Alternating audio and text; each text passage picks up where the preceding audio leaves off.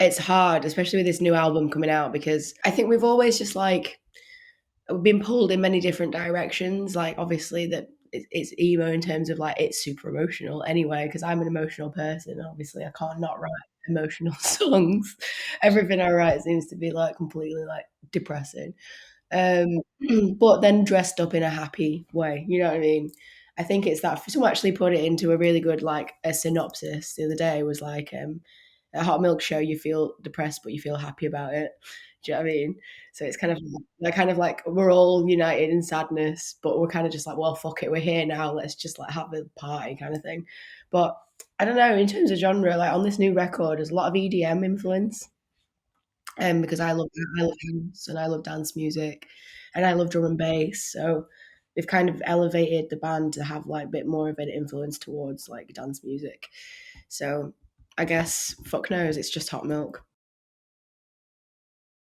Yeah, I mean, we've all. This is the streets I walk on. Like, you know what I mean? Like, I live in the city centre of of Manchester. It's not like I'm out in the suburbs. Like, so I'm in these venues all the time, and it's just like it feels like you're at home. It feels like I'm in my living room playing a gig, but to all these people that I see out and about as well. There was like 1,500 people that came to the Ritz. It's nice to see so many familiar faces, and like you'll see old mate from the bar, and you'll be like, "Oh, I saw you the other day in fucking Tesco buying that." And it's like it feels like obviously not everyone in the room, but you look around and there's so many familiar faces, and it feels really good to be like, right, our city is supporting us.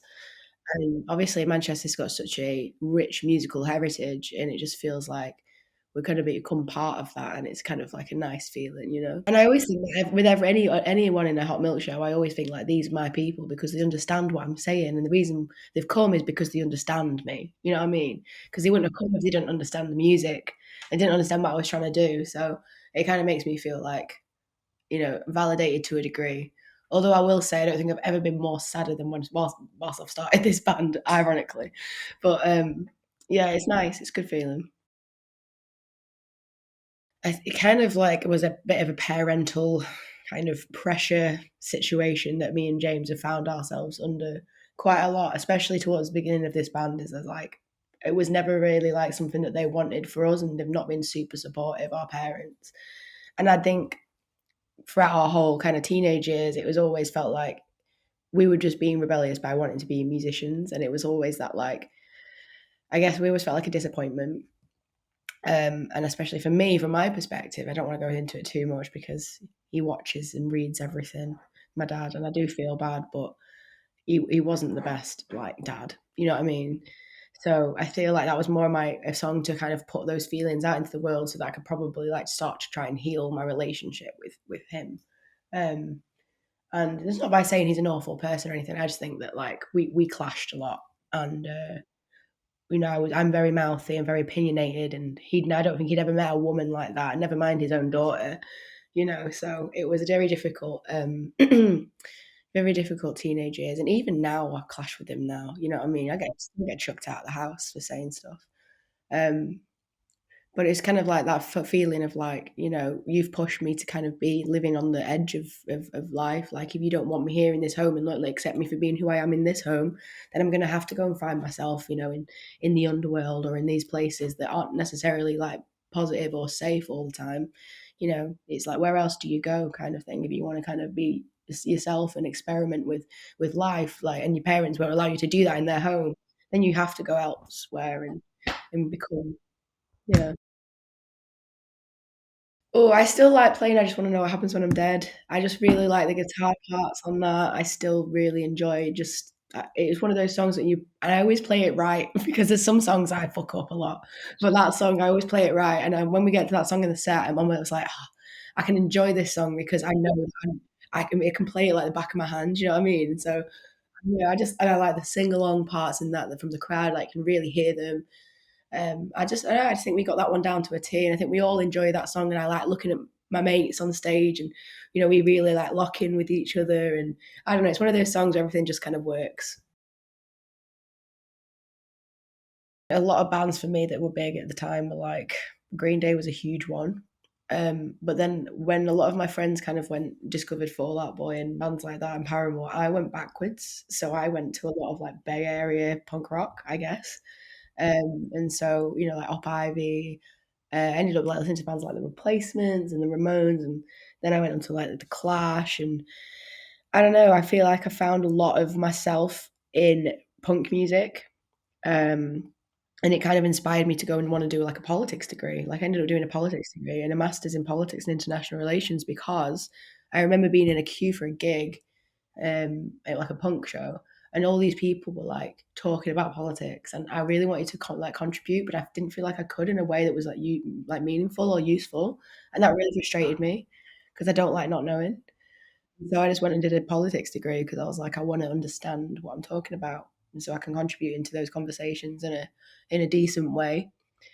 But yeah, like I think music and what I did academically really tied together, and then yeah, I mean these days I completely changed. Like I listen to rock music still. I love people like Sam Fender and like still listen to Foo Fighters and stuff like that. But again, like I really into my dance music now, just because I think that's where I've naturally gravitated towards, especially living in Manchester, where we have such a big, prolific dance scene. So, you know, it's kind of so varied now. I like everything. I think I was listening to Mason Ramsey this morning, you know what I mean? So, fuck knows what I listen to now. It's like a song's a song, isn't it? But when I was a kid, it was like, a bit of Blink as well, you know what I mean? It was just that kind of stuff, that stuff that but I definitely went backwards more than I came forwards because I think I listened to Fall Out Boy for the first time like last year.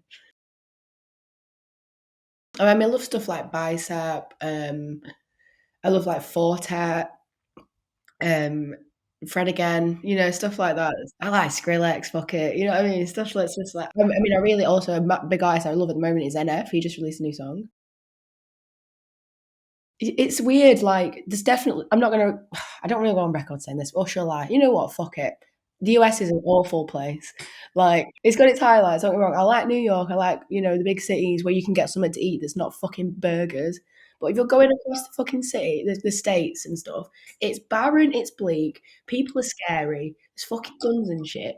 Like, I'm there. Like, take me back to Manchester where I can go and get like a bubble tea. Like in the middle of Kansas City, like gas stop, like cowering for my life, thinking like, what have I got to eat? Oh, I've got hot dogs or hot dogs. That's all I've got. Like, I don't know, man. Like, we've had a great time in Kansas City one time. That was really fun. It was one of the best shows. We had like 100 shots sent to the stage, and by the end, we were all fucking plastered. It was great. And some random guy came on stage. This old man that had just nothing on apart from a pair of boxers was dancing on stage with us, and we were like, "Get up here, come on, mate!" It was just like chaotic, and I loved that. But in terms of like cities, I mean, for me, like I think I would like to. If I was going to live anywhere other than Manchester, it'd probably be LA, just because I like how ridiculous it is and how awful it is, but also brilliant it is. I think it's one of those places that's just like it's an accident waiting to happen. Like, nothing good happens there, but also everything good happens there. Do you know what I mean? Like, it's the only place I've ever like done a 12-hour studio session and somehow found the energy to go to a party and not gone to bed until this next studio session needs to start the next day. You know what I mean? It's just me in LA, like we get on too well, if you know what I mean. I don't know. I think I'm excited to come to SoCal. I think like I was always into big like skating and stuff, and like I always followed like surf competitions when I was a kid. So it'd be nice to come down to a place that feels very far away from where I grew up. I mean, I'm really excited to go to South America because I feel like, we've never been. No one's ever been there. No, I think our front of house guy's been or something. But I just think like it's going to feel like the Wild West, and I have no idea what to expect. And I think I've toured the US a bit. I've toured America, I've toured the UK, I've toured Europe, I've toured Australia, I've toured Western worlds, and like European. I can get by on French and stuff like that. But this is going to be so out of our comfort zone that I'm just excited to feel scared again a little bit. It depends on like the scheduling and stuff, but like like we did Chicago Lolla last time, and we were playing like hacky sack with Lars Ulrich. You know what I mean? Like it's and I'm quite forward, so I will just go up to people and be like, "Hey, are you all right? What's going on?" So I'm not scared of that. I think it's quite funny, and but you also meet a lot of cunts that way. Like I will say, never meet your heroes though. Fuck me, I've had my heart broken several times. It's sad. Although, tell you what, Dave Grohl makes up for all of that because he's a real nice man, like a proper nice man. Just these shows, I feel like these are an interesting time in where we're at as a band. You know, we're about to delve into a debut album, and these three shows are about to send us off into the wild west of South America for the very first time. You know, a bunch of English people, you know, in the sun, and I don't know. I just think these three shows are like really important for us to kind of get our shit together and show you guys over there like what the future of our band looks like. Um, you know, we're going to take the same energy what we've had over here with our headline shows that obviously are a lot bigger in the UK, but we always take them the same shit over to the California. Anywhere we play, it's the same show, same intensity, same feelings, and just want everyone to let go, want everyone just to feel like united in that room. And I think it's a lot of annoying a lot of people. I was just like, I really want to go. I think I was like, I really wanted to go to America before the debut album because I feel like a lot of UK bands fuck up and don't do that. And I think like we've got quite a natural affinity to the States because, you know, we have, you know, LA management and we've always gone to LA to, you know, we've got friends out there and it always felt like we had to like show some love to that side of the world. And I'm glad that we have managed to do it before our debut album because, you know, I think the more shows you play, the better, you know.